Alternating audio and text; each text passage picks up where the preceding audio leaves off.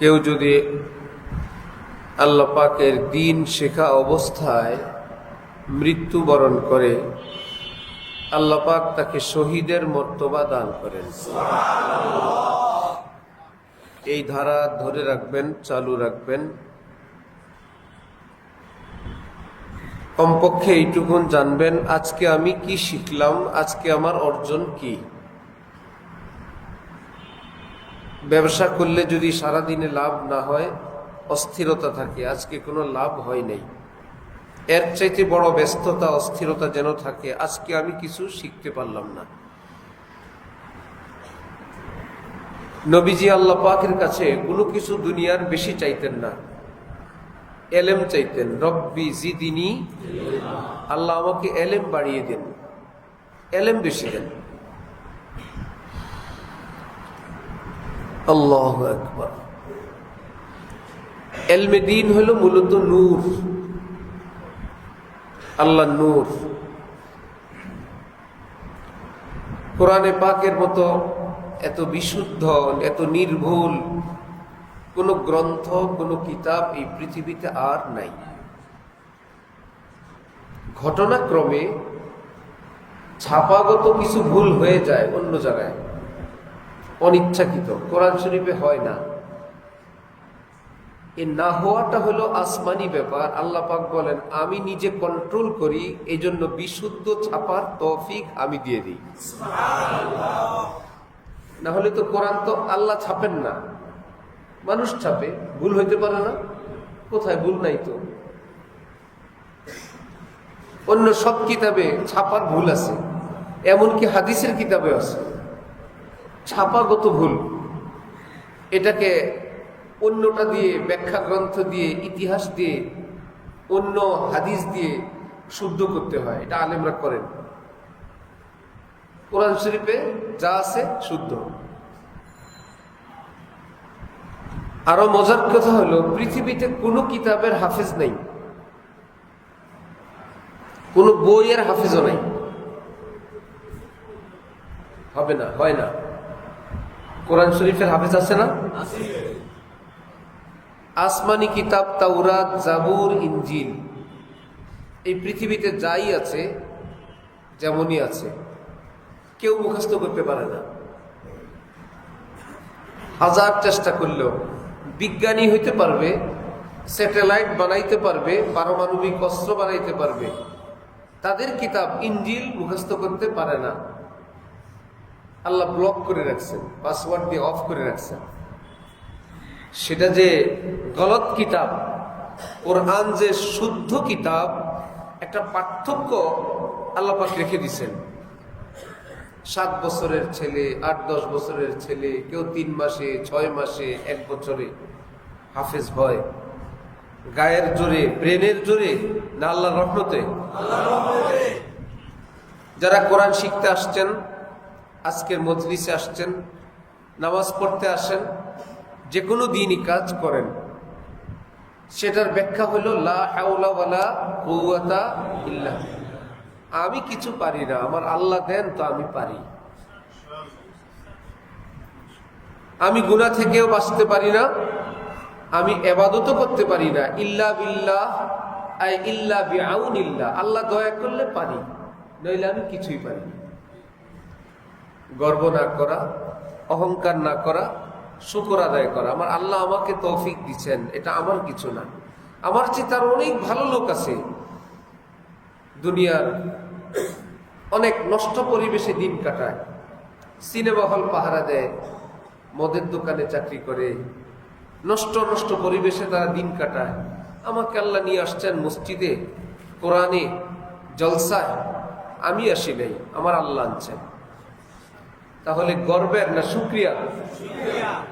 ছাই যদি উঠতে থাকে, ছাইয়ের ক্ষমতা না বাতাসের? ছাই উড়ে অনেক উপরে, সে নিজে গেছে না বাতাস নিছে? উল্টা দিকে বাতাস ছুটলে মাটিতে।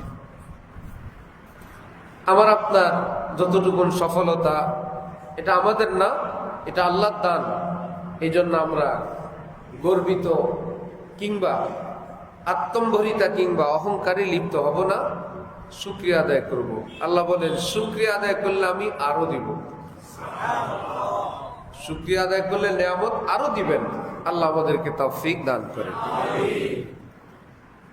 কোরআনে পাক শিখার পাশাপাশি কোরআনের শিক্ষার্থীরা আমরা যারা আছি, যদি মনে করি একটু একটু কোরআন শিখবো, একটু একটু নিজের জীবনও সুন্দর করব। আজকে সালাম শুরু করলাম, কালকে ভালো কাজে বিসমিল্লাহ আরম্ভ করলাম, পরের দিন দস্তরখান দিয়ে খাবার শুরু করলাম, ডান হাত শুরু করলাম, বাম হাত ছেড়ে দিলাম, ঘরে প্রবেশ করে সালাম দিলাম, জবান কন্ট্রোল করলাম, লেনদেন হালাল করলাম, সকল মানুষকে কষ্ট দেওয়া, জুলুম অত্যাচার করা থেকে বিরত থাকা আরম্ভ করলাম। একটা একটা করে শুরু, কারো 1 মাস, কারো 15 দিন, কারো 2 মাস, পরে দেখবেন জানা মতে কোনো গুনাহের মধ্যে আপনি আর নাই। জানা মতে যা ছিল একটা একটা করে আল্লাহ পাক ছাড়ার তৌফিক দিয়ে দিয়েছেন। সঙ্গে সঙ্গে আরেকটা মেসেজ আপনি পাবেন, সেটা হলো কোরআন শরীফে আল্লাহ পাক বলেন, ওয়ালিমান খাফা মাকামা রাব্বিহি জান্নাতান, যারা আমাকে খুশি করে চলে তাদের দুনিয়াটাকে আমি আল্লাহ বেহেশত বানায় দেই, দুনিয়াটাকেই জান্নাত বানায় দেন। শাহ আব্দুল গনি ফুলপুরি রহমতুল্লাহি আলাই হাকিমুল উম্মত হযরত থানবীর নিকট চিঠি লিখলেন, হযরত আপনার নসিহত মতো চলি ফিরি, এখন মনে হয় দুনিয়ার জমিনে হাঁটি চলি, আমার কাছে মনে হয় আমি বেহেশতে চলি। কারণ বেহেশতের বানানেওয়ালা আল্লাহ আমার উপর খুশি আছেন, আমি টের পাই, যার জন্য মনে হয় আমি দুনিয়াতেই জান্নাতের মধ্যে আছি। আল্লাহ আমাদেরকে সেই জীবন দান করেন। আলহামদুলিল্লাহ ওয়া কাফা ওয়া সালামুন আলা ইবাদিহিল্লাযীনা ইসতাফা, আম্মা বাদ, ফাআউযু বিল্লাহি মিনাশ শাইতানির রাজীম, বিসমিল্লাহির রহমানির রহিম, ওয়া কুর রাব্বিগফির ওয়ারহাম ওয়া আনতা খায়রুর রাহিমিন। সাদাকাল্লাহু মাওলানাল আযীম। ওয়া ক্বালা রাসূলুল্লাহি সাল্লাল্লাহু আলাইহি ওয়াসাল্লাম, ইন্নামাল আ'মালু বিন্নিয়াত ওয়া ইন্নামা লিমরিইম মা নাওয়া, ফামান কানাত হিজরাতুহু ইলাল্লাহি ওয়া রাসূলিহি ফাহিজরাতুহু ইলাল্লাহি ওয়া রাসূলিহি, ওয়া মান কানাত হিজরাতুহু ইলা দুনিয়া ইউসিবুহা আও ইমরাআতিন ইয়াতাযাওয়াজুহা ফাহিজরাতুহু ইলা মা হাজারা ইলাইহি, আও কামা ক্বালা an-নাবিয়্যু আলাইহিস সালাতু ওয়াস সালাম।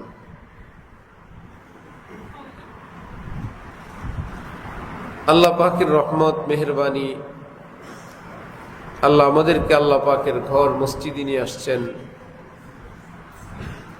নামাজের পর দ্বীনি জলসায় বসার তৌফিক দিলেন। এই বসাকে আল্লাহ পাক আমাদের হেদায়েত এবং নাজাতের উসিলা হিসাবে কবুল ফরমান। আওয়াজ কি ক্লিয়ার বোঝা যায়? আমার কানে কেমন কেমন যেন একটু অস্পষ্ট অস্পষ্ট লাগে, আর একটু স্পষ্ট করার ব্যবস্থা আছে? কাছে নিব না দূরে নিব, আমি ঠিক করতে পারতেছি না। দূরে দেখেন।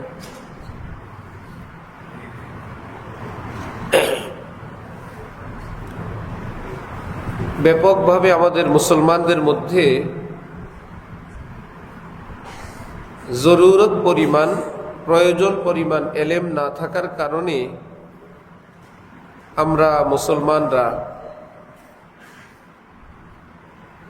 দ্বীনের উপর চলতে গিয়ে আমরা ভুল করি। যেগুলো ভুল করি, গুনাহ করি, তো সেটা আছেই। যে চুরি করে কোনোদিন সে জানে না, এই কথা বিশ্বাস করে না আমার চুরিটা বৈধ, সে জানে আমি একটা অবৈধ কাজ করি। যে নামাজ বর্জন করে সে জানে নামাজ বর্জন করা গুনাহের কাজ, আমি গুনাহ করি।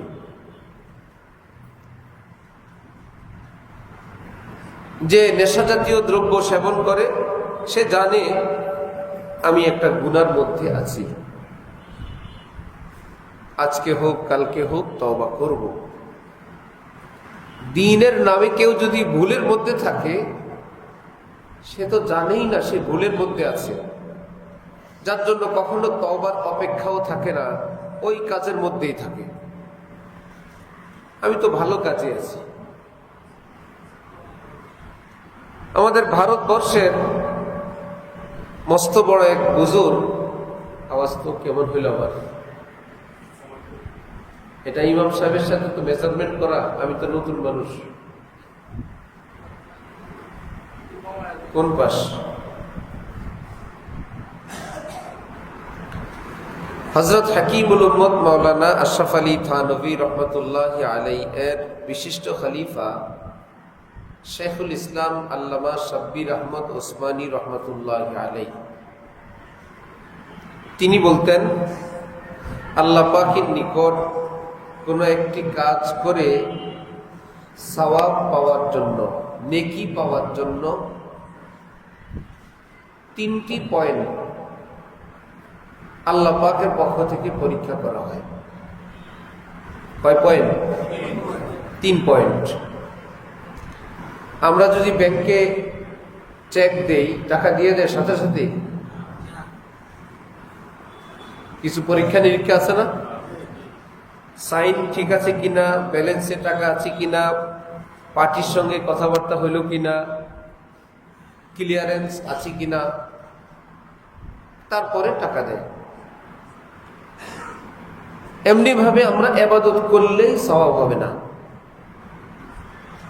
নামাজ পড়লেই নেকি হবে না, রোজা রাখলেই সওয়াব হবে না, দান করলেই সওয়াব হবে না। একটু আগে যেটা বললাম যে নেকির মধ্যে আমরা যখন ভুলে থাকি, তখন এটা থেকে আর তওবাও নাই, ফিরে আসার কোনো ব্যবস্থা নাই। যে যেই নেকি করে সেই নেকির মধ্যেই থাকে। আমি তো ভালো কাজই আছি। হযরত শেখুল ইসলাম শাব্বির আহমদ ওসমানী, ওনাদের এই কথাগুলো তাদের বানানো না, কোরআন হাদিসের সার নির্যাসকে তারা এভাবে বলেন। এটা কোরআন হাদিসের শিক্ষার নির্যাস, সার কথা, মূল কথা। সেটা হলো 3 পয়েন্টে আপনাকে আসমানে ভেরিফাই হবে, চেকিং হবে। প্রথম ভেরিফাই হবে, চেকিং হবে, আপনি আমি যে কাজটা করব এই কাজটা শরীয়তে ইবাদত কিনা, ইসলাম এটাকে ইবাদত বলে কিনা। ইসলাম যদি ইবাদত বলে, তাহলে বাকি 2 পয়েন্টের চেকিং হবে, না হলে প্রথমেই শেষ। যেমন কিয়ামতের দিন 2 শ্রেণীর মানুষের হিসাব হবে না। এক শ্রেণী যাদের কোনো গুনাহ নাই, সোজা জান্নাত। দ্বিতীয় শ্রেণী যাদের কোনো নেকি নাই, সোজা জান্নাত। আর কি চেক করবে? কোনো গুনাহ নাই, জান্নাত। আর আরেকজনের কোনো নেক আমল নাই, সব খারাপ, কোথায়? জাহান্নাম। কোনো হিসাব নিকাশ নেই। হিসাব হবে, ভালো আছে মন্দ আছে, এদের মাপামাপি হবে, হিসাব হবে। তো যে আমলের প্রথম শেষ, এই আমলটা শরীয়তে নাই, বাবার থেকে শিখলাম, দাদার থেকে শিখলাম, সমাজ থেকে শিখলাম, 50 বছর বয়স, এই আমলের 500 বছর বয়স, এগুলো আসমানে চলে না, এগুলো ইসলামেও চলে না। দেখতে হবে কোরআন হাদিসের আলোতে ঠিক আছে কিনা।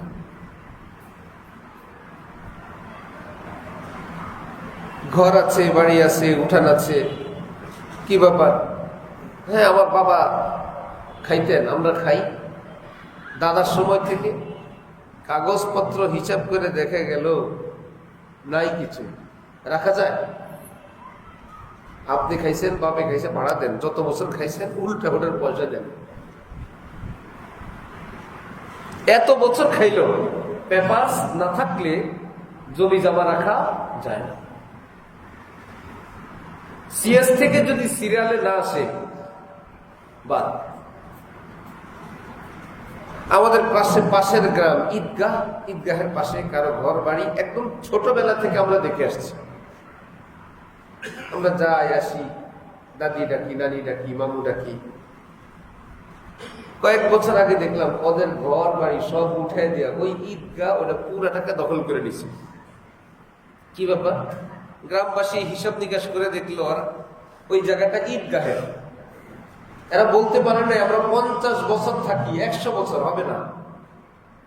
এখন সবটা বাউন্ডারি দিয়ে ঘর বাড়ি উঠে দিয়ে ঈদের মাঠ। ঠিক ইবাদত যেটা আমরা করি এটা কোরআন হাদিস সম্মত কি না, আলেম ওলামারা সাপোর্ট করেন কিনা। যদি না করেন 20, 50, 100, 500 বছরের কাজ হবে না। মদিনা শরীফ আমাদের হযরতওয়ালা ঢালকা নগর,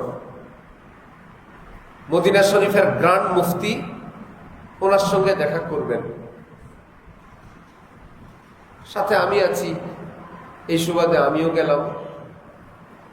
রওজা শরীফে আমরা সালাম করি, যেখানে দাঁড়াই সালামের পর বের হয়ে যাই। হাতের ডান পাশে একটা দরজা আছে, ছোট্ট একটা রুম। ওই রুমের মধ্যে আমাদেরকে নিয়ে ওই মুফতি সাহেব বললেন, আগে এই রুমের পরিচয় দেই। এই রুমটা হইল নবীজির স্ত্রী হযরত হাফসা রাদিয়াল্লাহু তাআলা আনহার ঘর। রওজা শরীফটা কার ঘর? হযরত আয়েশা রাদিয়াল্লাহু তাআলা আনহার ঘর। নবীজির রওজা, আম্মিজান হযরত আয়েশার বাসা। আরেকটা রুম, এটা হলো হযরত হাফসা রাদিয়াল্লাহু তাআলা আনহার ঘর। আমরা ওই ঘরে আছি। উনি বললেন, পরে বললেন আমার পরিচয়টা দেই, আমি রওজাওয়ালার নাতি লাগি, আমি ওনার খানদানের বাচ্চা। এই রওজা শরীফওয়ালা আমার নানা। আমি মদিনা বিশ্ববিদ্যালয়ে আমার নানা জানের হাদিস পড়াই। কথোপকথন চলছে, আমরা উনি, হযরতওয়ালা, আমি, আরেকজন বাংলাদেশি আলেম, এই 4 জন। হঠাৎ ওই আলেম আমাদের 2 জনের দিকে তাকায়, হযরত এবং আমি। উনি বললেন আরবিতে যে ইবাদতের আসল কি, হারাম না হালাল? আমরা চুপ। হযরতওয়ালাও কিছু বলেন না।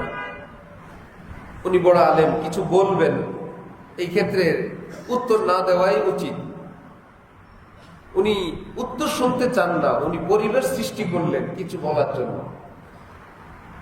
একটু পরে উনি বললেন ইবাদতের আসল হারাম।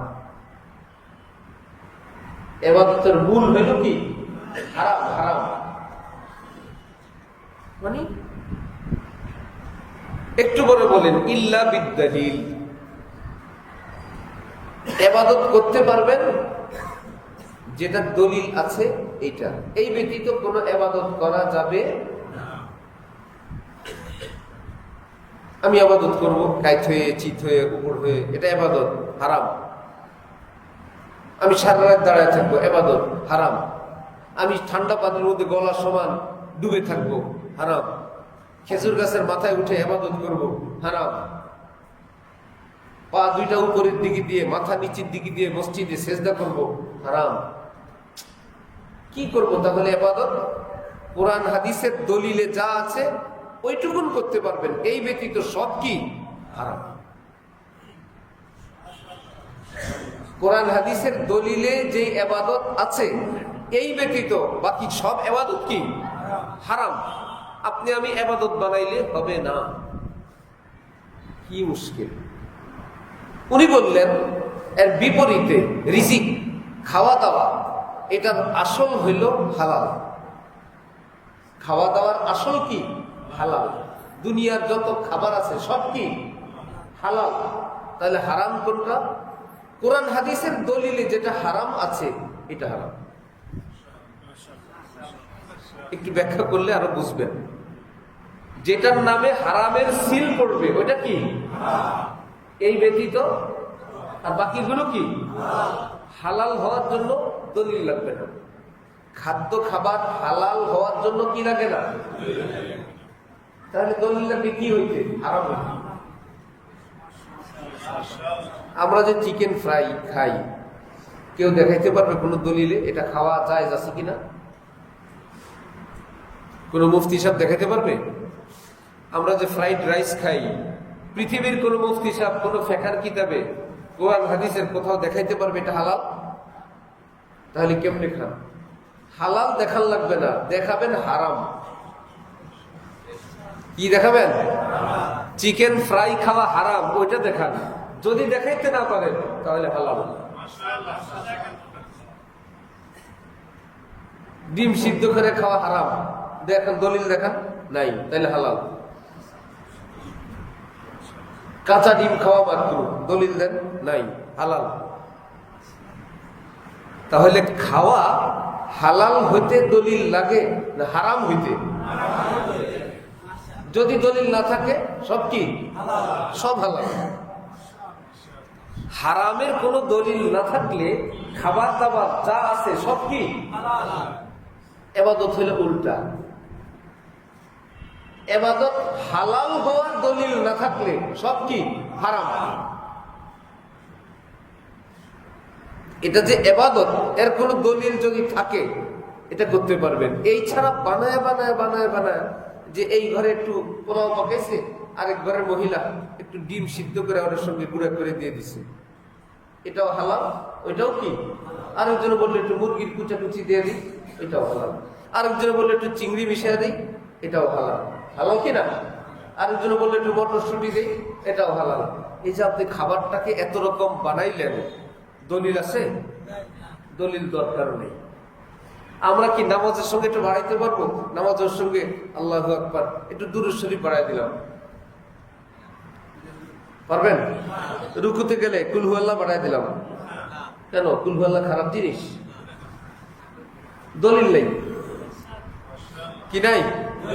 দলিল না থাকলে ইবাদত করা যায় না। যেটা আছে এইটুকুনি করেন, বানানোর দরকার নেই। আলেম ওলামারা যে আমলের নাম রাখবেন বেদাত, বলে না? আমরা দেখি 20 বছর 50 বছর 100 বছর বাপ দাদা 14 গোষ্ঠী করে আসছে, আলেমরা বলে বেদাত। আলেমরা রিচার্জ করে দেখছেন এটা নাই, সেটা চেনার একটা উপায় আছে। বেদাত যে বেদাত, ওটা চেনার একটা উপায় আছে। যত আমল এই পৃথিবীতে আছে কোরআন হাদিসের, সবটা করার পদ্ধতি কিতাবে আছে। ইসলামে উজু আছে কিনা? উজু একটা ইবাদত কিনা? শুধু ইবাদত বলে আমাদেরকে ছেড়ে দিছে, উজু ইবাদত, কেমনে করব? যেমনি ইচ্ছা, এরকম পদ্ধতি বদলানো আছে না? ইবাদত আছে, ইবাদত করার পদ্ধতিও আছে। হাত ধো, কুলি করো, নাকে পানি দাও 3 বার, মুখ দিয়ে শুরু করো, পা দিয়ে শেষ করো, শুরু শেষ কয়বার সব লেখা আছে। এমনকি নাক পরিষ্কার করবেন, একবার পানি দিবেন না 3 বার দিবেন, কোন আঙ্গুল দিয়ে নাকে ঢুকাবেন, হাঁচি দিবেন 1 বার না 3 বার, ওইটাও লেখা আছে। এটা হলো ইবাদতের বৈশিষ্ট্য। ঈদের নামাজ 2 ঈদ, এক ঈদে কিছু খাও আর এক ঈদে কিছু না খাও, আছে না? দুনো ঈদে ভালো পোশাক পরো, গোসল করো, আতর লাগাও, তাকবীর দাও। এক ঈদে ঈদের নামাজ আগে পড়ো, আর ঈদে ঈদের নামাজ বিলম্বে পড়ো। সব বিস্তারিত আছে কিনা? আলেমরা যদি বলেন অমুক আমলটা ইসলামে নাই কিন্তু সমাজে চলে, এটা একটা বেদাত, যদি বলে দেন সেটার একটা বৈশিষ্ট্য আছে, এইটা করার কোনো নিয়ম কোনো কিতাবে পাবেন না, কোনো কিতাবে ওটা করার কোনো নিয়ম পাবেন না।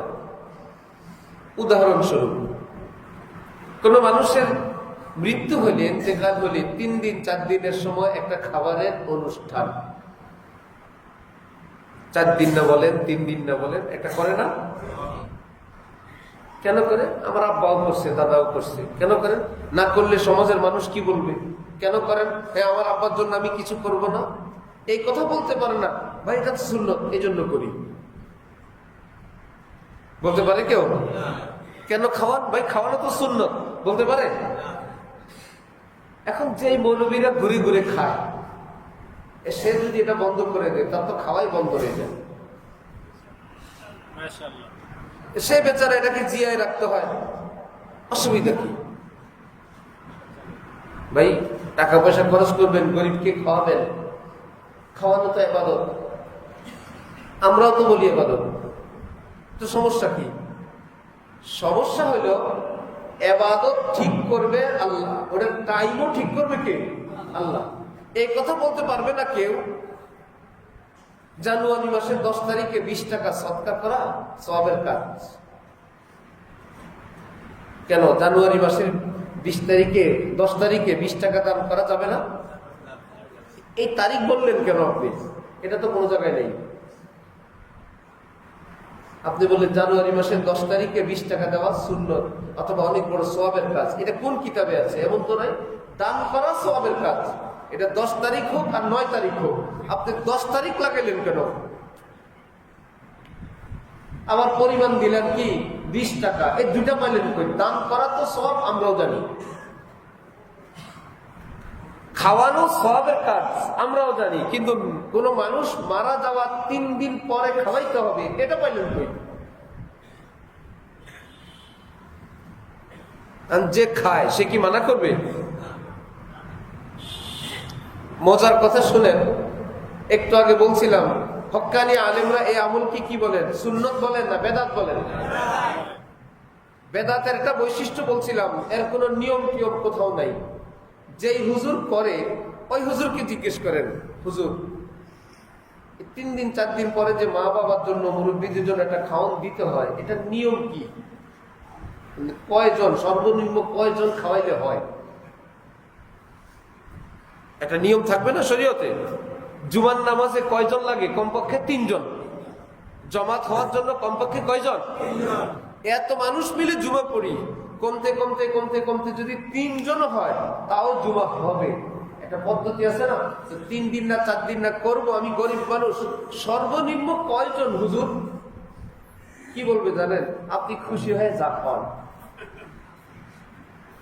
ভাই শরীয়তের নিয়ম থাকবে না একটা সর্বনিম্ন? হুজুর কি কি খাওয়াইলে হবে? খুশি হয়ে যা খাওয়ায়। হাদিয়া কি দিতে হবে? আপনার ইচ্ছা। ভাই উজু করার সময় হুজুর হাত মুখ কয়বার ধুইব? আপনি খুশি হয়ে যে কয়বার ধরব আছে? হাত কোন পর্যন্ত ধুব? হুজুর কবজি পর্যন্ত, কনুই পর্যন্ত না বাজু পর্যন্ত? আপনি খুশি হয়ে জোরটুক ধরুন। এরকম কিছু না, মাপজোপ আছে, সংখ্যা আপনি যতবার ধন না সংখ্যা আছে, মাপও আছে, সংখ্যাও আছে। ঈদের নামাজে হুজুর খাবো কি খাবো না সকালে, আপনি খুশি হয়ে যা করেন, এরকম না? নিয়ম আছে। কি জামা পরবো? আপনি খুশি হয় ময়লাটাও পরতে পারেন, ভালোটাও পরতে পারেন, এরকম না? পরিষ্কার কাপড়। গোসল করবো কি করবো না, আপনি খুশি হয়ে যা করেন। না গোসল করা সুন্নত? না খুশি হয়ে কোনো ইবাদত নাই। খুশি হয়ে কি আবার নিয়ম বলেন? যে সর্বনিম্ন এতজন মানুষ, কমপক্ষে ডাইল ভাত অথবা গরুর গোশ, কমপক্ষে 1 পিস মুরগি দিয়ে হইলেও, আগরবাতি লাগবে কিনা, মোমবাতি লাগবে, দোয়া যেটা করবে খাবারের আগে করবে না পরে করবে, মুনাজাতের পর, হাদিয়া তোফা সর্বনিম্ন কত দিলে এই 4 দিন না অনুষ্ঠানটা শরীয়তের দৃষ্টিতে হয়ে যাবে? হুজুর একটু ছোট করে বলেন, বলবে সব কিছুই আপনি খুশি হয়ে যা করেন। ইবাদত কি খুশি হয়ে হয় না আল্লাহর নিয়মে হয়? এত কষ্ট করে ফজরের সময় উঠলাম, হুজুর সুন্নত কয় রাকাত পড়বো, খুশি হয়ে যা পড়ে, এরকম? বিতির 3 রাকাত খুশি হয়ে যা পড়েন। রুকু কোন দিকে কাইত হবো? আপনার যে দিকে ভালো লাগে, নাকি সামনের দিকে? হাতটা ঝুলে রাখবো না ধরবো? আপনার যেভাবে আরাম লাগে। না, হাঁটুতে ধরা লাগবে। তাও ধরার সিস্টেমটা নবীজি বলছেন, একটা বল যেভাবে ধরো আঙ্গুলগুলো ফাঁকা ফাঁকা করে ওইভাবে ধরবা। ধরার নিয়ম, চোখটা কই রাখবো, কোন দিক তাকায় থাকবো, আপনার যে দিক তাকাইতে ভালো লাগে। এরকম কিছু না, নজরের জায়গা আছে। রুকুতে দুই পায়ের মধ্যখানে, বাকি টাইমে সেজদার জায়গায়, কখনো কোলের দিকে। চোখটা কোথায় রাখবো এটা পর্যন্ত কিতাবে আছে। আচ্ছা হুজুর, এটার নিয়ম জানেন না, 40 নিয়মটা বলে দেন একটু হুজুর। বলবো খুশি হয়ে যা করেন, কোন নিয়ম নাই। বোঝা যায় কি এগুলোর গোড়া নাই, এমনি চলে চলে চলে চলে চলছে চলছে, এবাদত কোন চলাচলি নেই। বেশ আগে এটিএম বুথে ঢুকলাম, আমি কার্ড দিয়ে বুথের থেকে টাকা বের করলাম। আমার ছোট বাচ্চা বলে, বাবা আমার পকেটে একটা কার্ড আছে, ভিজিটিং কার্ড। সে ভাবছে আমি ভিজিটিং কার্ড ভরে টাকা বাইর করছি। সে ভাবছে বাবার মতো একটা কার্ড তো একই সাইজ আমার কাছেও আছে। সে দেখলো এই কার্ড দিলে টাকা আসে। সে বলতেছে, বাবা আমার কাছে একটা কার্ড আছে, এই কার্ড আর সেই কার্ড কি এক জিনিস? এটা হলো এবাদতে আর রেওয়াজে দেখতে এরকম, একটা দিলে টাকা আসবে আর একটা দিলে কিচ্ছু আসবে না। তাহলে আল্লাহ পাকের কাছে এবাদত করে সওয়াব পাওয়ার জন্য 3 পয়েন্ট। প্রথম পয়েন্ট, এই কাজটা এবাদত কি না, মনে থাকবে ইনশাআল্লাহ। বরিশালে এক ভদ্রলোক সারা রাত দাঁড়ায় থাকে এক পায়ের উপর, ব্যথা হইলে আরেক পা। কি ব্যাপার? আল্লাহর জন্য কষ্ট করি। আল্লাহর জন্য কষ্ট এইভাবে করলে হবে? কোরআন হাদিসে এইভাবে আল্লাহর জন্য কষ্ট করার কথা আছে কি না? যদি না থাকে, 1000 কষ্ট করলেও কাজ হবে না। হযরত থানবী বলেন, একজন উযুখানায় গেল, ঠান্ডা পানি আছে, গরম পানি আছে। বলল, এত কষ্ট করে উযু করতে আসছি, যত কষ্ট করবো তত নেকি হবে, ঠান্ডা পানি দিয়ে উযু করি। হযরত থানবী বলেন, একটু সওয়াব হবে না। ঠান্ডা গরম পানি থাকা অবস্থায় ঠান্ডা পানি দিয়ে উযু করলে সওয়াব বেশি হয়, কোন জায়গায় আছে? নিজে নিজে ইবাদত বানাইলে হবে? গরম পানি থাকা অবস্থায় ওটা বাদ দিয়ে ঠান্ডা পানি দিয়ে উযু করলে সওয়াব বেশি হয়। তুমি যে এই নিয়ত করে ঠান্ডা পানি দিয়ে উযু করলা, গোসল করলা, এই কথাটা কোথায় আছে? গরম পানি বাদ দিয়ে ঠান্ডা পানি দিয়ে উযু করলে সওয়াব বেশি হয়, এটা তো না, এটা তোমার বানানো পাপ। উযু হবে, অতিরিক্ত কোনো সওয়াব। তাহলে আমি যে শুনছি আল্লাহর জন্য কষ্ট করলে সওয়াব হয়, কষ্ট তো নিয়ম মতো করতে হবে। যদি কষ্ট করতে মন চায়, মসজিদে গিয়ে 2 রাকাত বেশি পড়ো। কষ্ট যদি করতে হয় মুনাজাত দাও, লম্বা দাও। কষ্ট যদি করতে হয় লম্বা সেজদা দাও। কষ্ট যদি করতে হয় লম্বা সূরা পড়ো। ইমামে আজম আবু হানিফা প্রতিদিন রাতে 2 রাকাত নামাজে 30 পারা কোরআন তেলাওয়াত করতেন, তাও 40 বছর। করো কষ্ট। আরেক বর্ণনায় 45 বছর 2 রাকাত নামাজ, 30 পারা কোরআন। করো কষ্ট। আল্লাহর জন্য গাছে উঠবা, নামবা, গাছের মাথায় জিকির করবা, আল্লাহর জন্য জিকির করি না, নিজে বানাইলে ইবাদত হয় না। তাহলে ইবাদত কি আমরা বানাবো না আল্লাহ দিবেন? আল্লাহ দিবেন। আমাদের বানানো কোনো ইবাদত নাই। যেগুলো আমাদের বানানো কিন্তু দেখতে ইবাদতের মতো দেখা যায়, বানাইলাম কে? আল্লাহ রাসূল বানাইছেন না আমরা বানাইছি?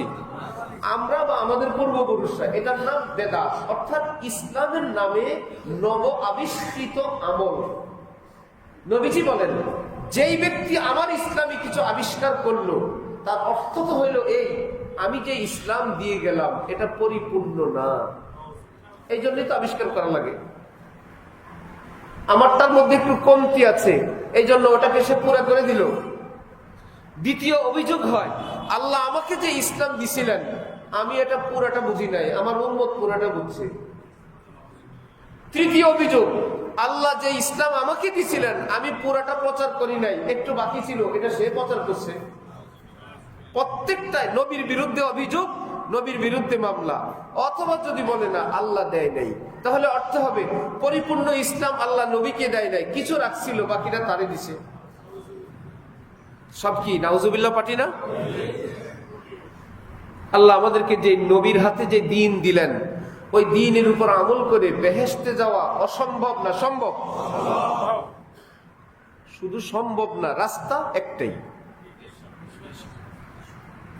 তাহলে দীর্ঘদিন সমাজে চালু হওয়া যে আমলগুলো, আলেম ওলামারা যে বলেন, আলেমরা সত্যি কথা বলেন, আমাদের কি আমল ছাড়াইতে চায় না করাইতে চায়? আলেম ওলামারা ওয়াজ নসিহত বয়ান করে আমাদেরকে আমল ছুটায়, এটা এই আমল, নামাজ বাদ দেন, রোজা বাদ দেন, এগুলা করাইতে চায় না আমল করাইতে চায়? এই লোকগুলোই যদি বলে এই আমলগুলো আমল না, এই আমলগুলো আমল না, বুঝতে হবে কোনো ব্যাপার আছে।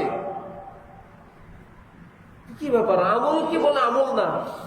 বলে এটা দেখতে দেখা যায় আমল, এটা আমল না। City gold, city gold gold না, সিটি গোল্ড গোল্ড না, দেখতে গোল্ড, দেখতে আমল। স্বর্ণকারের কাছে নিলে হয়তো এক নজর দেখে বিদায় দিবে, বুঝতে একটু অসুবিধা হলে একটা ঘষা দিবে, একটু পরে রেজাল্ট দিয়ে দিবে। আলেম ওলামাদের কাছে একটা চোখ আছে স্বর্ণকারের মতো, আমলটা দেখলেই বলবে এটা বেদাত। আর যদি ধরতে না পারে, আলেম ওলামাদের কাছে কষ্টি পাথর আর এসিড আছে, কোরআন হাদিস, একটু ঘষা দিবে, বলবে এটা আমল না, এটা আমল না। তাহলে আল্লাহ পাকের কাছে আমল করে সওয়াব পাওয়ার জন্য আমরা কি স্বাধীন? যে যেভাবে যা ইচ্ছা তাই করবো, সওয়াব পাইতে থাকবো না পরাধীন? পরাধীন। আল্লাহর ক্ষেত্রে আমরা আজাদ না, আমরা কি গোলাম। ইয়াকা না'বুদু, আমরা তো আপনার গোলাম লাগি। আবার পরের রাকাতে ইয়াকা না'বুদু, আমরা আপনার গোলাম।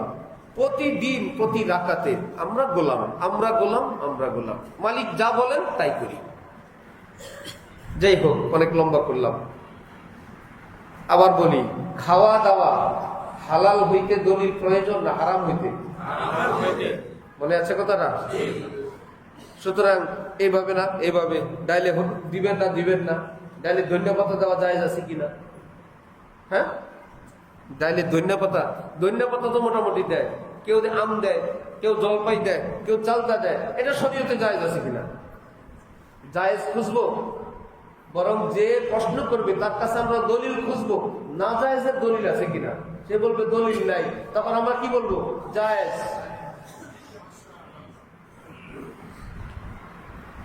ইবাদত বন্দেগী হলে তার বিপরীত। খাওয়া দাওয়া হারাম হইতে দলিল লাগে, ইবাদত হালাল হইতে দলিল লাগে। ইবাদত কি হালাল বলতে শরীয়ত সম্মত হইতে কি লাগে? দলিল লাগে। মন মতো ইবাদত করা যায় না, মন মতো খাওয়া যায়।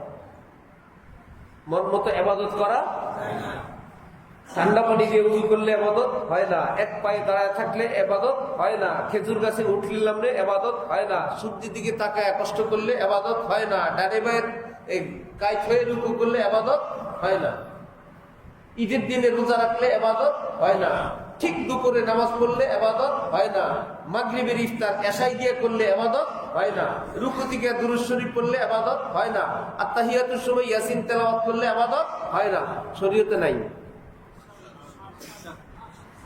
আমি আপনি বানাইলে হবে না, আমি আপনি না বানাই, আব্বা বানাইছেন, দাদা বানাইছেন, অথবা কোন দুষ্ট মোল্লা বানাইছে খাওয়ার জন্য। দুষ্ট মোল্লা চিন্তা করছে এদেরকে এমনি দাগানো যায় না, মা বাপ মরছে, এই উসিলা যা নেওয়া যায়। এখন দিল নরম আছে, ঠিক আছে, এখন দিল নরম আছে না? আমাদের এক উস্তাদ শুনেছে, এক দুষ্ট মৌলবী, টাকা পয়সার অভাব, এক ধনী মানুষকে বলে, কালকে রাতে আপনার বাবাকে স্বপ্নে দেখলাম। ওই লোক তো আল্লাহ, আমি দেখি না, আমার আব্বা হুজুর দেখছে। তা আব্বা কি অবস্থা, কি জানি চায়। তো ওই লোক বললো কি চায় বুঝেন না, ওখানে তো একটু নেকির দরকার, আর তো কিছু না। এখন সাধারণ মানুষ, পয়সাওয়ালা মানুষ, হুজুর স্বপ্ন দেখছে আমার বাবা কিছু চায়, অন্য কোনো জায়গার তো দরকার নাই, হুজুর তো সওয়াবের ফ্যাক্টরি। বললো হুজুর একটু দোয়া করে দিয়েন। ঠিক আছে ইনশাআল্লাহ। হয়ে গেল, কবরে সব পাঠাই দিল, পকেট খালি ছিল, ব্যবস্থা হয়ে গেছে। 3 দিন পরে কেন? খুব খেয়াল করবেন, কারো বাড়িতে যখন আগুন লাগে আমরা জানলাম, নিভাইতে যাব 3 দিন পরে না প্রথম দিন? যেই বাড়িতে আগুন লাগে নাই ওই বাড়িতে গিয়ে যদি আপনি পানি ঢালেন, হ্যাঁ রে ভাই, কি সমস্যা? তাহলে যেই ব্যক্তি কবরে দিলাম, এই ব্যক্তি কবরে প্রশ্নের সম্মুখীন হয় 3 দিন পরে না প্রথম দিন? যদি বিপদে পড়ে প্রথম দিন, সুখে পড়লে প্রথম দিন। ইন কেস আমাদের কোন আত্মীয় কবরস্থ করলাম, সোয়াল জবাব পারে নাই, কবরে আগুন স্টার্ট, ওই কবরের আত্মীয় স্বজনরা মিলে কবরের পাশে কিংবা মসজিদের সামনে দাঁড়ায় বলল, আজকে ওনার কাফন দাফন হলো, আগামী শুক্রবারে মসজিদে দোয়া হবে এবং ওনার কুলখানি খাওয়া দাওয়ার আয়োজন, আপনাদের দাওয়াত, মরহুমের মাগফিরাতের জন্য আমরা দোয়া করব, আল্লাহ যাতে ওনার কবর আযাব বন্ধ করে দেয়। এই 3 দিন চলুক।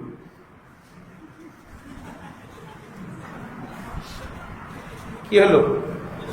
এই 3 দিন জ্বলতে থাকুক, আমরা 3 দিন পরে নিভাইতে আসবো ইনশাআল্লাহ। এটা কি যুক্তিতে আসে?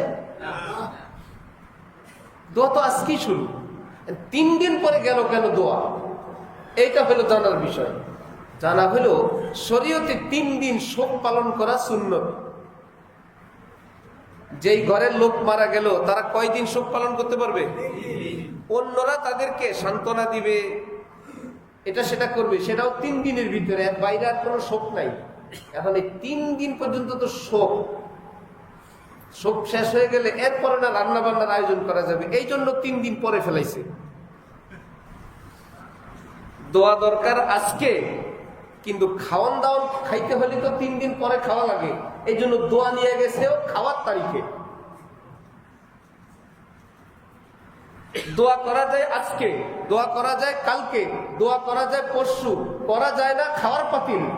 টার্গেট তো হলো খাওয়া, এই জন্য খাওয়া যেদিন যাবে দোয়া নিয়ে গেছে সেই দিন। দরকার দোয়া আজকে, খাওয়ার স্বার্থে দোয়া চলে গেল 3 দিন পরে। আমাদের মাদ্রাসার শিক্ষক, আমার দোস্ত মাওলানা আশিক এলাহি, তার নানি মারা গেছে, সে জানাজা ওখানে দাঁড়ায় বলল, নানির জন্য আগামীকাল দোয়া হবে। এরকম ঘোষণা তো হয় না, যেদিন মারা যায় তার পরের দিন দোয়ার ঘোষণা হয়। সাথে এক হুজুর বলল, কালকে তো ওনাদের ঘরে রান্না করা যাবে না। উনি বললেন, আমি তো রান্নার কোনো কথা বলি নাই, আমি তো দোয়ার কথা বলছি। মানে যারা রান্না করে দোয়া করে এতটা মাথায় ঢুকছে, দোয়া তো হবে খাওন সহ। কালকে দোয়া হইলে খাওন হবে কি? আল্লাহ আমাদের সমাজকে সহি ইলম দান করেন। রেওয়াজি কোনো ইবাদত হয় না, পয়সা যায়। হুজুর বলে, আল্লাহ কবাই সব সওয়াব দিয়ে দেন কবরে। ফেরেশতারা বলে, তোমাদের এখানে কোনো সওয়াব পাওয়া যায় নাই, তোমার এই আমলের কোনো সওয়াব পাওয়া যায় নাই, কবরে সেন্ড করার মতন কিছু নাই, খাওয়াকা চিৎকার করে লাভ নাই, তোমার সওয়াব হইলে না পাঠাবা, হয় নাই। তাহলে মৃত ব্যক্তির জন্য কিছু কি করব না? আমরা কি করতে চান? আলেমদের সঙ্গে যোগাযোগ করেন, অনেক সওয়াব পাবে, পাইতেই থাকবে, ব্যবস্থা আছে।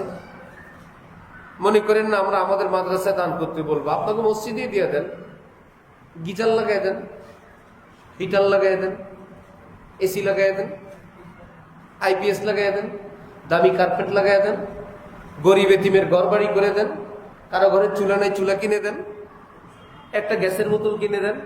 খাবার দিতে মন চায়, প্যাকেট করে কি কি দিতে মন চায়, একটা প্যাকেটে একটা বস্তা রেডি করেন। কোন কোন ফ্যামিলিতে দিবেন, 1000 ফ্যামিলি ঠিক করেন, প্রত্যেকের ঘরের দরজায় পেশ করেন, আপনাদের জন্য কিছু গিফট, কিচ্ছু বলা লাগবে না, আব্বা আম্মার জন্য দোয়া দায়ী, কিছু বলা লাগবে না, নিয়ত আপনার মনে, আপনাদের জন্য হাদিয়া। রমজানের ইসুফগুলোর ভুসি, ছোলা, সয়াবিন তেল, সরিষার তেল, চিনি দিয়ে আসেন। এগুলো ঘুরে তো গ্যাদারিং হয় না, কেউ দেখবে না, দেখা তো যায় না। উদ্দেশ্য শুধু ইবাদত তো আল্লাহর জন্য না, সমাজে একটা গ্যাদারিং করা। আপনাদের পুরান ঢাকার নিয়ম জানি না, ছেলে হইলে মিষ্টি খাওয়ায়, আমাদের দেশের নিয়ম আছে। এমনি মারা গেলে খাওয়ায় মিষ্টি, কারো ছেলে মারা গেছে এই উপলক্ষে মিষ্টি খাওয়ায়,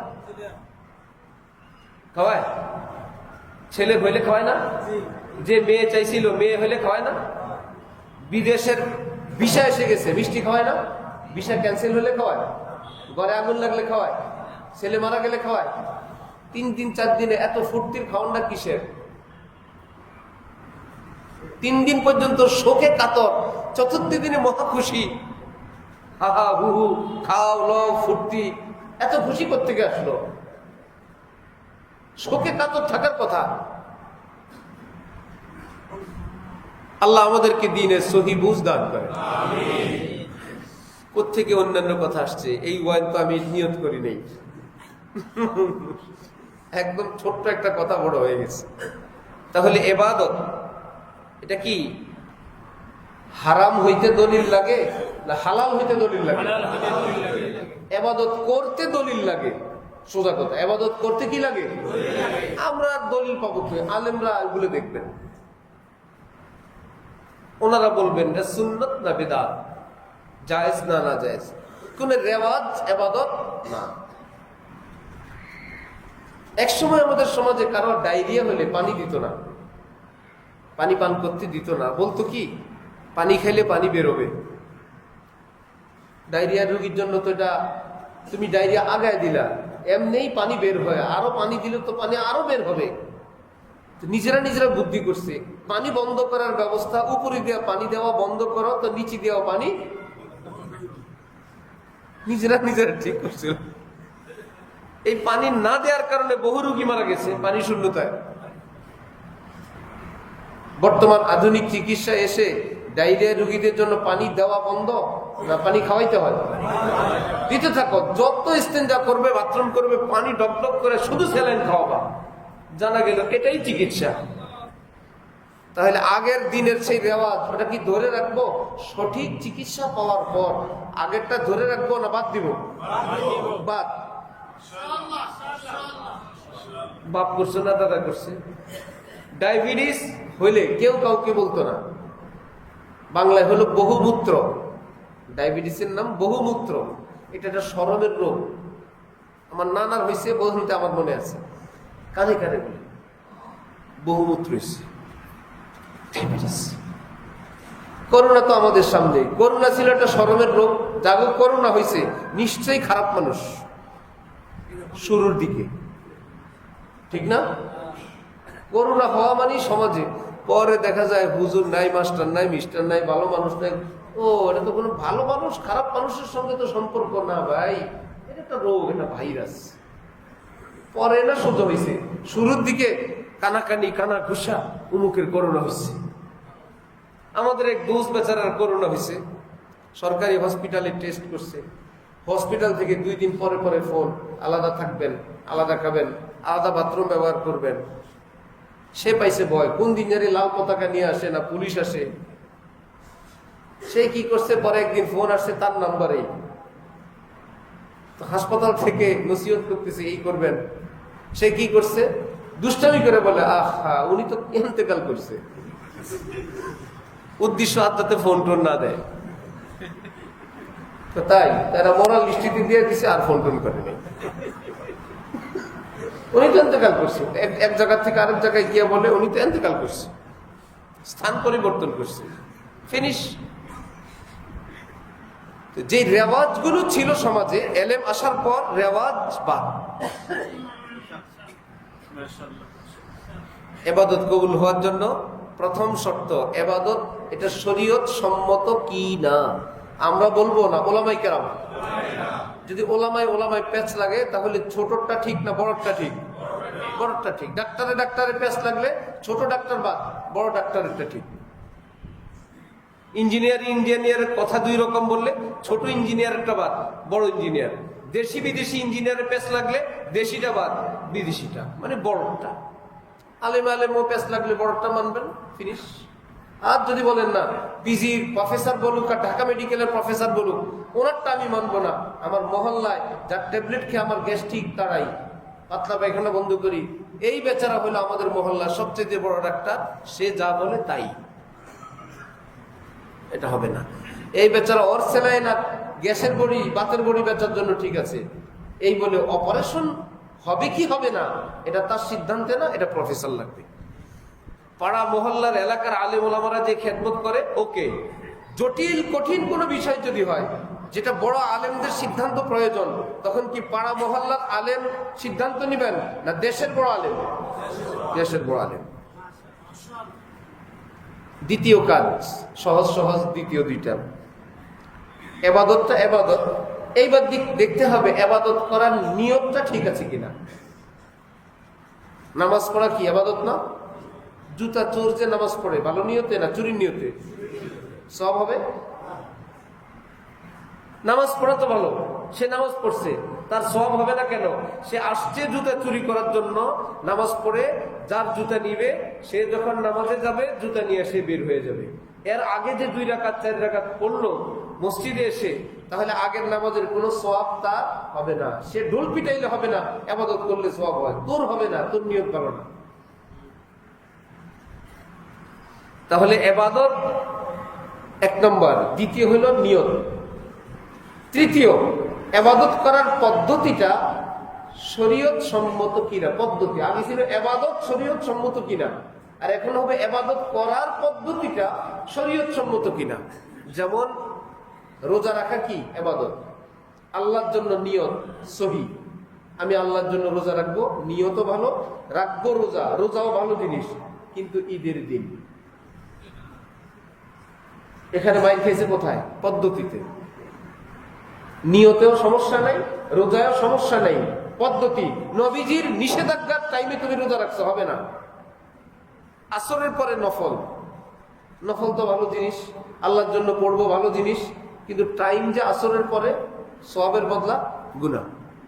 তাহলে 1 নম্বরে ইবাদত শরীয়তের দলিলে ইবাদত, দ্বিতীয় নম্বরে নিয়তটা শুধু আল্লাহর জন্য, তৃতীয় এই টাইমে এই পদ্ধতিতে এই ইবাদতটা করা শরীয়তের দৃষ্টিতে ঠিক আছে কিনা। 3টা হওয়ার পর এবার আল্লাহ যদি কবুল করে, মাশাআল্লাহ। ইবাদতই যদি না হয় আর কষ্ট করে লাভ নেই। ইবাদত হওয়ার পর নিয়ত যদি ঠিক না থাকে তাও বাদ। নিয়তও সঠিক, ইবাদতও সঠিক, পদ্ধতি সঠিক না, তাও বাদ। এগুলো কে বলবে? স্কুল কলেজে না ওলামায়ে কেরাম? আল্লাহ আমাদেরকে সে আলিমদের থেকে নিজের ভাগ, নবীজি বলছেন এলেমের ভাগ আলিমদের কাছে আছে। আমার উম্মতিরা তোমরা তোমাদের ভাগ নিয়ে নিও, তোমার ভাগ আছে হুজুরের কাছে। কিন্তু কেমনে নিবে? আল্লাহ পাক বলছেন, গিয়ে আবার বলো না হুজুর আমার ভাগ দেন। ফকির যেভাবে ভিক্ষা চায় এভাবে চাইবা। ফকির বলল না 500 টাকা দেন, সে দেখে মন মেজাজ মাইন্ড ব্যস্ততা, একটু দূরে দাঁড়ায়, ভাই সময় হবে একটা কথা বলবো। কি বলবি? আমার ঘরে চাইল নেই ভাই, ভাই আমার অসুস্থ, ওষুধ কেনার টাকা নেই, 100 টাকা দিলে যা, এখন যা। আবার আসে, ভাই কয়েকজনের কাছে গেছি, আমার পেট ব্যথা। ফকিরের মতন ফাসআলু, কোরআন শরীফ আল্লাহ পাক বলেন ভিক্ষুক সাজো। কারণ হাজার হাজার কোটি টাকার চেয়ে তুমি যে জিনিস আনতে গেলা সেটার দাম বেশি। টাকা চাইতে যায়, এটা কম দামি জিনিস। তুমি তো এলেম চাইতে গেলা, সেটার দাম তো আসমান জমিনের চেয়ে বেশি। এত দামি জিনিস আনতে যাবা, আদব সহকারে যাবা না? আদবের সঙ্গে নিজের ভাগ নিয়ে নিব, এখন না তখন। হুজুর আমার সূরা শিখেন, টাইম নেই। হুজুর কখন? পরে বলবো। আচ্ছা পরের দিন। হুজুর আমি 2 মিনিট সময় নিব। কখন? জোহরে না, আমার এখন ক্লাস আছে। কখন? আসর পরে। আচ্ছা এসে এখন যদি বলি গেছিলাম হুজুরের কাছে, হুজুর বলছেন সময় নেই, আমার আর কি, আমি আল্লাহ ধরলে বলবো আল্লাহ গেছিলাম হুজুরের কাছে, হুজুর বলছে সময় নেই, এটা কাজ হবে না। আল্লাহ বলবেন তোমার না বলছিলাম ফকিরের মতো যাবা। হযরতওয়ালা করাচি বলেন বিড়াল মেও মেও করে, মজা করে হযরত বলেন মেও মেও করে না, বিড়াল বলে মেই আও, মেই আও। স্যার আপনি খাচ্ছেন, আমি কি আসবো? মেই আও। হযরত বলেন ওটাই হলে মেও মেও। ধমক দিলে কি করে? খাটের নিচে চলে যায়, আড়ালে চলে যায়, একটু করে ওখান থেকে আবার বলে মেও, এখন আসতে পারি স্যার? তো পালা বিড়াল ধমক দিলে যায়, এখানে যায় ওখানে যায়, শেষে কি করে? মালিক মায়া লাগে, একটু হাড্ডি গুড্ডি, একটু গোশত, একটু মাখায় 1 মুঠ দিয়ে দেয়, দেয় কি না? তো আল্লাহ পাক বলেন বিড়ালের মতন যাও, মেয়ে আও হযরত, এখন কথা বলতে পারি, এখন যান। আবার একটু বিকেল বেলা মেয়ে আও, হযরত এখন 1 মিনিট সময় হবে, আলেমে দ্বীন এত নিষ্ঠুর না, আইনজীবী না, টাকা ছাড়া আপনাকে আইনি পরামর্শ দিবেন না, ডাক্তার না, টাকা ছাড়া আপনাকে দেখবেন না, আপনার রিপোর্টও দেখবেন না, পৃথিবীর কোনো দুনিয়াওয়ালা না তারা। তারা যদি দেখে কেউ আসে জানার জন্য, নিজেই বলার জন্য অস্থির হয়ে যায়, লোকটা শিখতে আসছে, না পারলে বলে আমি আপনাকে জেনে কালকে জানাবো। এ আলেমরা থাকতে যাদের কাছে ফি লাগে না, গেলেই বলে, তাহলে একটু 19-20 হয়, এই টাইম সেই টাইম। তাহলে আমাদের কাছে দ্বীনের এত মস্ত বড় বড় ব্যক্তিবর্গ থাকতে আমরা আমাদের দ্বীনের দৌলত আলেমদের থেকে বুঝে নেব ইনশাআল্লাহ। আল্লাহ পাক তৌফিক দান করেন। ওয়া আখিরু দাওয়ানা আনিল হামদুলিল্লাহি রাব্বিল আলামিন।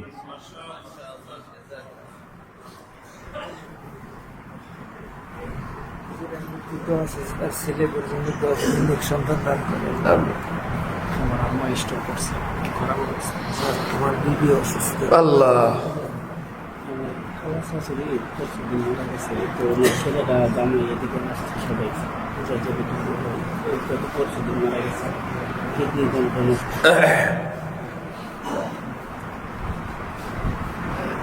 আরব দেশে কান্না করার লোক ভাড়ায় পাওয়া যেত।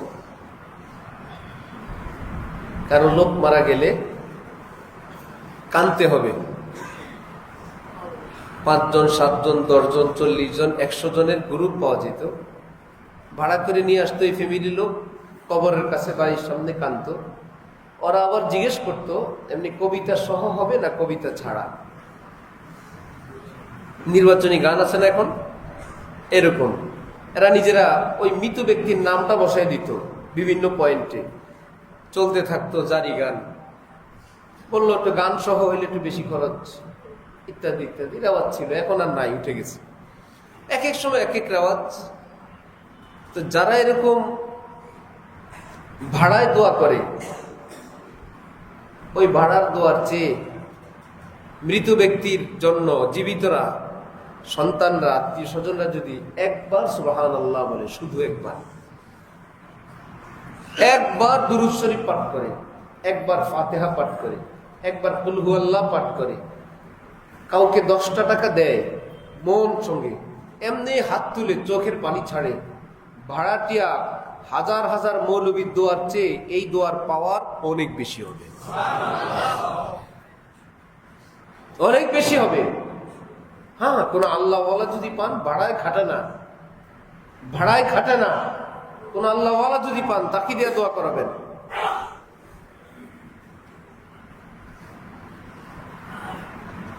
ঢালকানগরে আমাদের হযরতওয়ালা এইরকম বয়ান করার পর হযরতের মহল্লার এক ব্যক্তি বলল, আমি আমার বাবার জন্য দোয়া করি, বাসরে একবার। কয়েকজন হুজুর আসে, এরা খুব ভালো। আপনি যেরকম খারাপ হুজুর বললেন ভালো না, হযরত বললেন টাকার জন্য আসে। কারণ আমি যে দেই নিতে চায় না। ঠিক আছে, হযরত বললেন ঠিক আছে, আপনি এইবার টাকা দিয়েন না।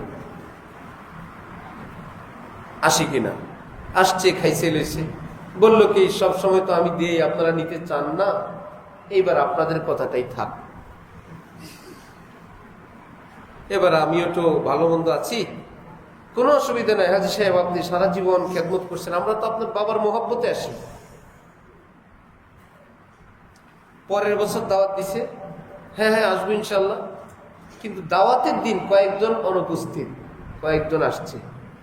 ওই হাজী সাহেব বলে, আমার বাবার দাওয়াতে, আমার অনুষ্ঠানে কোনোদিন অনুপস্থিত ছিল না অতীতে, দ্বিতীয় বছরে কয়েকজন অনুপস্থিত। আমার তো ইমাম সাহেবের কথা, হযরতওয়ালার কথা মনে আসছে, তারপরেও মনে আসছে ওনাদের অন্যান্য সমস্যার কারণে আসে নাই, বলছিল তো আসবে। যেই কয়েকজন আসছে শুধু দোয়া হয়েছে, খাওয়ানো না, হাদিয়াও না। ওই হাজি বলে, তৃতীয় বছর দাওয়াত দিছিলাম, একজনও আসে নাই। এই জন্য বললাম, ভাড়ায় খাটা মৌলবী এগুলো আমরা তৈরি করছি। কারণ আলেমের যে খেদমত আমাদের করা দরকার, আমরা সেটা না করার কারণে তখন তারা ভুল পথে যেতে হয়েছে। তার ঘর আছে, সংসার আছে, ফ্যামিলি আছে, বাচ্চা কাচ্চা আছে, একটা জীবন আছে। তার যেই খেদমত করা দরকার সমাজ থেকে, সেটা করা হয় না। শেষে সে কি করবে? যা পায় তাই ভাই জীবন বাঁচানো দরকার। মানুষ তো যেখানে মরা গরুর গোশত খাওয়া যায়,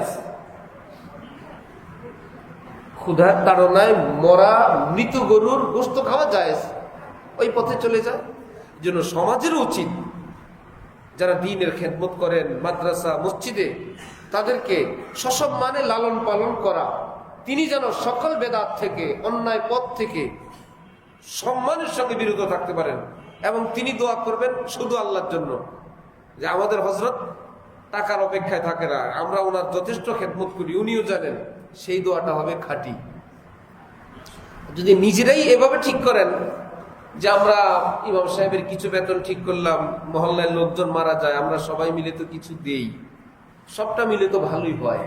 তাহলে বেতন ধরা হয়েছে, ফরিদপুরি এলাকায় বলে বেতন 1200, মরা ধরা আপনার।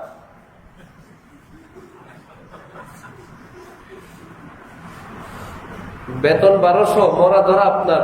লোকজন মরবে, 3 দিন আছে, 40 আছে, মৃত্যুবার্ষিকী আছে, এলাকার যত কিছু আছে সব তো আপনিই খাবেন। আমরা যে আপনার এই মসজিদের ইমাম, এই পরিচয়টা দিছি, এটাই তো অনেক। হোটেলের মেসিয়ারদের মতন একদম অল্প বেতন, শুধু বকশিসে চলে। যে আপনি যে আমার এই অফিসে, এই রেস্টুরেন্টে আপনি আমার এই পোশাকটা দিয়ে সার্ভিস দিতে দিছেন, বেতন লাগবে না, আমার বকশিসে চলবে। তো মহল্লাবাসী যখন ইমাম মুয়াজ্জিনকে বকশিসের উপর চাকরি দেয়, যে আমরা অল্প কিছু দিলাম, মহল্লাবাসী তো আপনার বকশিস দিবেই, তখন সে জানে আমার চাকরি তো হয়েছে বকশিসের উপরে। ওটা না হলে তো আমার ঘর চাল কিনাও হবে না, ডাল কিনাও হবে না। বৃদ্ধ মা বাবা আছে, বিধবা একটা বোন আছে, অসুস্থ ছেলে মেয়ে আছে, ভাঙ্গা ঘর বাড়ি আছে, স্ত্রীর সিজার আছে, আমি কি করব? অটোমেটিক বকশিস। তাহলে ওই যে ভুল পথে আমরাই চালাই দিলাম, আমরাই সহযোগিতা করলাম। আল্লাহ যারা ভুল করেন, যারা ভুল পথের দিকে মানুষকে আগায় দেন, আল্লাহ আমাদের সবাইকে হেদায়েত দান করেন।